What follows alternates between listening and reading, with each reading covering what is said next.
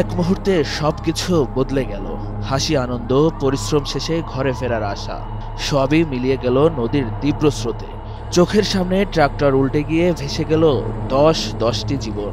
কেউ কান্নায় ভেঙে পড়ল, কেউ হতবিহ্বল হয়ে ছুটল এদিক ওদিক। টন্স নদীর বুক জুড়ে এক করুণ দৃশ্য যা কোনো দর্শকই ভুলতে পারবে না। সামাজিক যোগাযোগ মাধ্যমে ছড়িয়ে পড়া হৃদয় বিদারক এই দৃশ্য ঘটেছে ভারতের উত্তরাখণ্ডের দেরাদুনে। ভারী বৃষ্টিপাতের কারণে টন্স নদী ছিল ভয়ঙ্কর উত্তাল।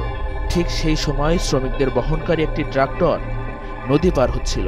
মাঝ নদীতে আটকে পড়ে ট্রাক্টর, আর চারপাশে উৎকণ্ঠায় ভরা মানুষজন চেষ্টা করছিলেন তাদের উদ্ধারের। কিন্তু কয়েক সেকেন্ডের ব্যবধানে সবকিছু ওলটপালট।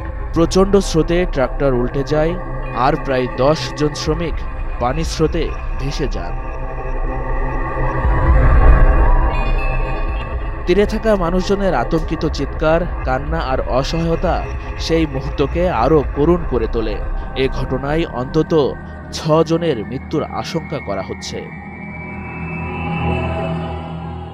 শুধু প্রাণহানি নয়, রাতভর ভারী বৃষ্টিপাতে দেরাদুন, মুসৌরি ও আশেপাশের এলাকা ক্ষতিগ্রস্ত হয়েছে ভয়াবহভাবে।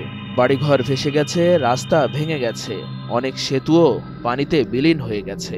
ইতোমধ্যে প্রায় 400 জন মানুষকে নিরাপদ আশ্রয়ে সরিয়ে নেওয়া হয়েছে।